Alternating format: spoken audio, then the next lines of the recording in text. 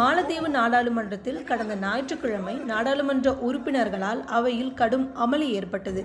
மாலத்தீவு ஜனநாயக கட்சி எம்பி இசா, தேசிய மக்கள் கட்சி எம்பி அப்துல்லா ஹக்கீம் ஆகியோரிடையே கடும் மோதல் ஏற்பட்டது. அவர்கள் இருவரும் அவைத்தலைவர் இருக்கைக்கு எதிராக அடித்துக்கொள்ளும் வீடியோ வைரலானது. அதன் பின்னணி என்ன? கடந்த சில தினங்களுக்கு முன்பு பிரதமர் மோடி லட்சத்தீவு பயணத்தை குறிப்பிட்டு, லட்சத்தீவுகளின் பிரமிக்க வைக்கும் அழகையும் அங்கு வாழும் மக்களின் நம்ப முடியாத அரவணைப்பையும் கண்டு நான் இன்னமும் பிரமிப்பில் இருக்கிறேன். அகத்தி, பங்காராம், கரவெட்டி ஆகிய இடங்களில் மக்களோடு உரையாடும் வாய்ப்பு கிடைத்தது. அவர்களின் விருந்தோம்பலுக்காக நன்றி கூறுகிறேன் என தனது எக்ஸ் தளத்தில் பதிவிட்டிருந்தார். பிரதமரின் இந்த கருத்துக்கு எதிராக மாலத்தீவு அமைச்சர்கள் தங்கள் சமூக வலைதள பக்கத்தில் சில கருத்துக்களை முன்வைத்தனர். குறிப்பாக, இந்தியா மாலத்தீவை குறிவைக்கிறது என்றும், மாலத்தீவு கடற்கரை சுற்றுலா தலத்துடன் போட்டியிடுவதில் இந்தியா பல்வேறு சவால்களை எதிர்கொள்கிறது என குற்றம் சாட்டியிருந்தனர்.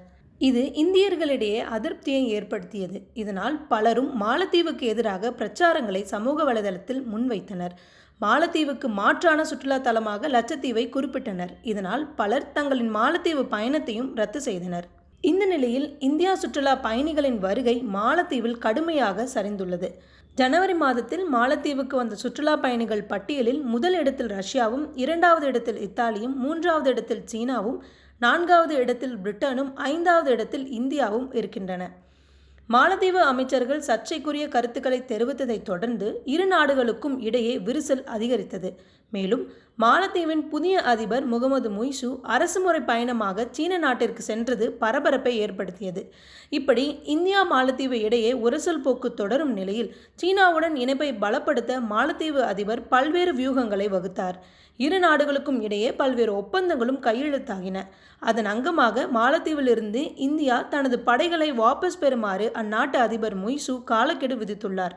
மாலத்தீவு அதிபர் இந்தியாவுடன் விரோத போக்கை கடைபிடிப்பதற்கு சீனாதான் காரணம் என அந்நாட்டு எதிர்க்கட்சிகளை விமர்சனம் செய்து வருகின்றன. மேலும் அதிபர் முகமது முய்சுவின் நடவடிக்கையால் மக்கள்தான் பாதிக்கப்படுகின்றனர் என்னும் குற்றச்சாட்டை முன்வைத்து அதிபர் பதவி விலக வேண்டும் என எதிர்க்கட்சிகள் கோரிக்கையை விடுத்து வருகின்றன.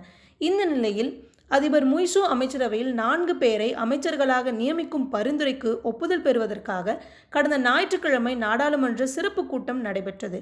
எனினும் அந்த பரிந்துரைக்கு பிரதான எதிர்க்கட்சிகளான மாலத்தீவு ஜனநாயக கட்சி, ஜனநாயகவாதிகள் கட்சியினர் ஒப்புதல் அளிக்கக்கூடாது என முடிவு செய்தனர். இதற்காக நாடாளுமன்ற கூட்டத்திற்கு வந்த எதிர்க்கட்சிகள் எம்பிக்களை ஆளும் கட்சி எம்பிக்கள் அவைக்குள் வரவிடாமல் தடுத்தனர். சில எம்பிக்கள் சபாநாயகர் இருக்கை அருகே சென்று கோஷமிட்டனர்.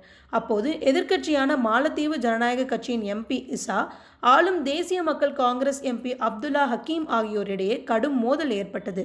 தொடர்ந்து எம்பிக்கள் அடி உதையில் இறங்கியதுடன் தலைமுடியை பிடித்து அடித்து கொண்டனர். இதில் காயமடைந்த ஹக்கீம் மருத்துவமனையில் அனுமதிக்கப்பட்டார். அமைச்சர்கள் அலி யூசைன், முகமது ஹசன் மவுமுன் உள்ளிட்ட 4 அமைச்சர்களின் நியமனத்துக்கும் எதிர்ப்பு தெரிவிக்கப்படும் என்று எம்டிபி உள்ளிட்ட எதிர்க்கட்சிகள் தெரிவித்து வருகின்றனர். மேலும் அதிபர் முகமது முய்சுவுக்கு எதிராக பதவி நீக்க தீர்மானத்தை எதிர்க்கட்சியான மாலத்தீவு ஜனநாயக கட்சி எம்டிபி உறுப்பினர்கள் கொண்டுவர முடிவு செய்துள்ளனர். இதற்காக சம்பந்தப்பட்ட 34 எம்பிக்களிடம் கையெழுத்திட்ட கடிதத்தை பெறவும் அவர்கள் முயற்சி செய்து வருவதாக தகவல் வெளியாகியுள்ளது. இதனை எப்படி அதிபர் முகமது முய்சு சமாளிக்கப் போகிறார் என்பது பெரும் கேள்வியாக எழுந்துள்ளது.